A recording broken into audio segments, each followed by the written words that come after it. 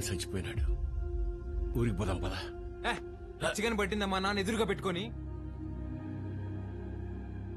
అసలేం మాట్లాడుతున్నాడమ్మా ఈయన? ఆయన మీ నాన్న కాదు, నువ్వు మా బిడ్డవి కాదు. మా దగ్గర పెరిగావు అంతే. అసలేం మాట్లాడుతున్నావు నువ్వు? మా తమ్ముడు మహాకాళేశ్వరరెడ్డి కొడుకు నువ్వు. రాక తప్పదబ్బా. ఇప్పుడంత సమయం లేదురా, నువ్వు వెళ్ళిరా. తిరిగి వచ్చాక అన్ని వివరంగా చెప్తాను. చెప్తేగా నేను ఇక కదే లేదమ్మా.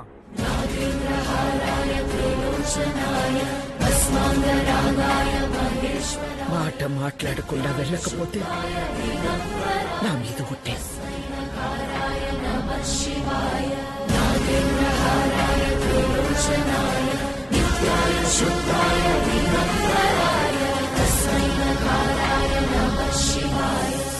మైల్తో శుభకార్యం కాడికి వచ్చినాము.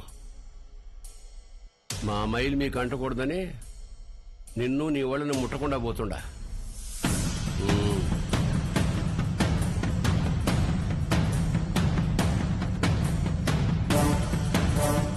నువ్వు కూడా వెళ్ళు.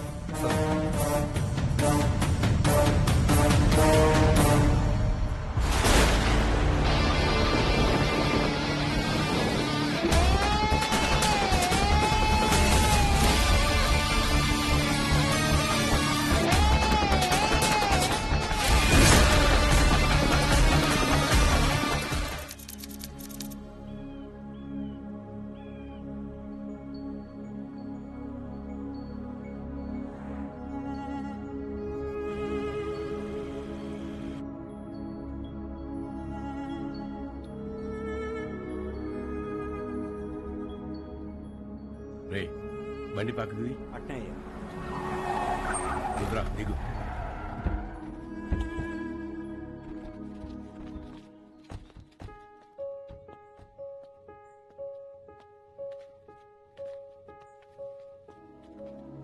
నువ్వు మాకు ఇంటికి దూరంగా ఉండవు, మేమంతా ఈడెట్టా ఉండవు.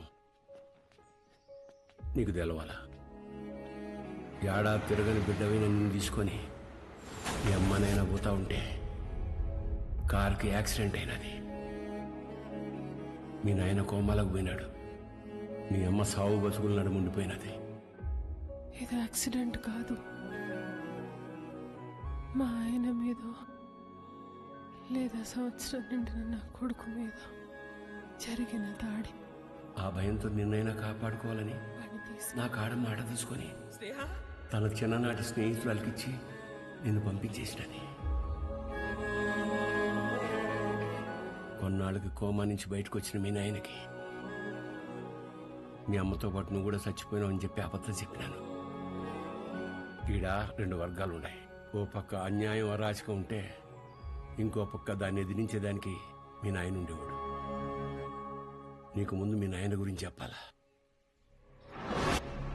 ఒకరోజు రాయలప్ప దొడ్డికాడ సెంగారెడ్డి మనుషులు చదువుకునే పిల్లని పాడు చేసినారు.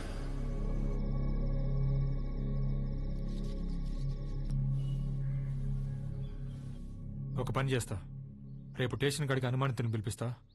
అమ్మాయి వచ్చేవారు నన్ను గుర్తుపడదాం, చూద్దాం. ఏం అవసరంలే.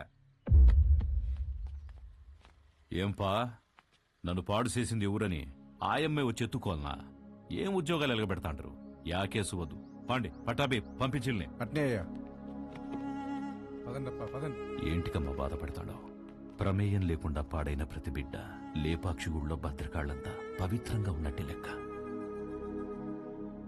మహాకాళేశ్వరరెడ్డి మాకు న్యాయం చేయలేదని సీమలో ఏ ఒక్క గొంతు చెప్పదు. ఎందుకంటే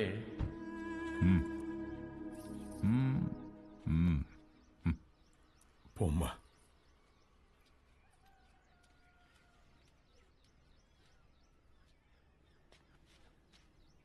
నిజంగానే వాళ్ళని గుర్తుపడతావా తల్లా? పట్టాబి అయ్యా రామ్మా.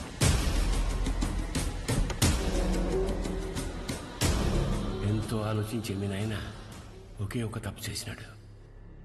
పగ ప్రేమగా మారితే ఊర్లు బాగుపడతాయని నమ్మి నా బిడ్డను చెంగారెడ్డికి ఇచ్చి పెళ్లి చేయమని చెప్పి కట్నంగా మైకాగన్లు ఇచ్చినాడు.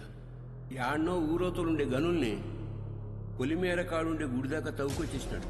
గుడికి జనాలు వస్తే వాడి అక్రమాలు అవపడతాయని రాకపోకలే మూసేసినాడు. ఆడ మగాన్న తేడానే లేకుండా అందిని కాడికి అంతటితో చూపించేసినాడు. అందకపోతే ఇప్పుడు పసిపిల్లల్ని గనుల్లోకి పంపుతున్నాడు. పిల్లకాయల ప్యానల్ తీసి మరీ సంపాదించాలనా? ఆపే. అట్టా కుదరదులే మామ.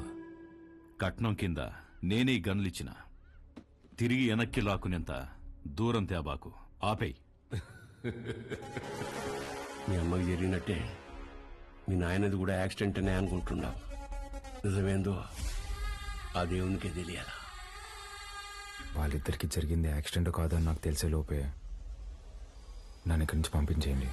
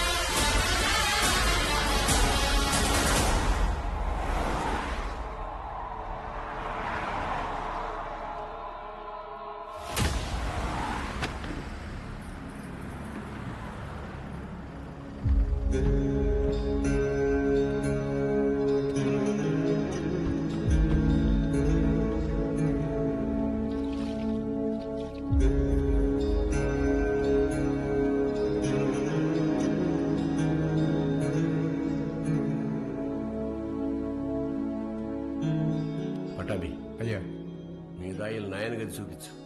పదండి బాబు.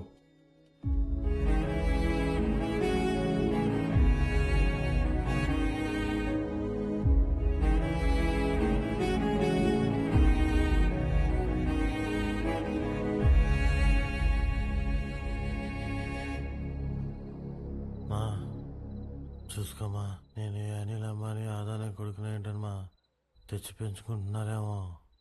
ఆ పుట్టినానికి నాకు పోలికలు ఎక్కడున్నాయమ్మా? గుర్తు తెచ్చుకోమ్మా. నేను ఈ దరిద్రంలో బతకలేకపోతున్నానా? గుర్తు తెచ్చుకోమ్మా. ఏంద్రా గుర్తు తెచ్చుకునేది? నీ అయ్యా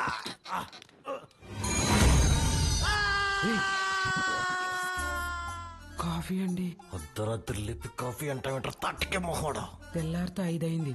మా అయ్యగారికి రోజు ఈ టైంలో కాఫీ తాగడం అలవాటు. అదే అలవాటు మీకు ఉండాదేమని తీసుకొచ్చిన. నాకు వేరే అలవాట్లు ఉన్నాయి. ఇలా రే నువ్వుండ్రా, కొత్త ప్లేస్ కదా, నిద్రపట్టలేదు. నువ్వు ఇట్రా. కాఫీ కబ్బిల మొహం వేసుకొని.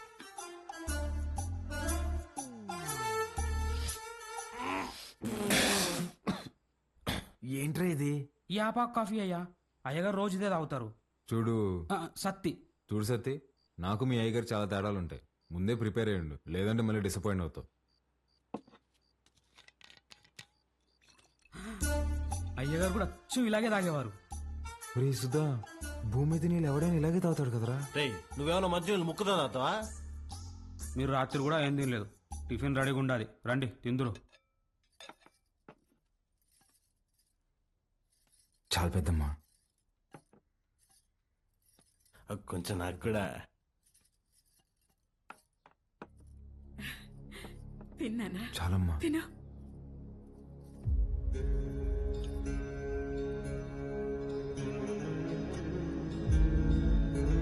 అమ్మా, వజ్రమ్మని ఎంత బెతిమాలినా తినట్లేదు.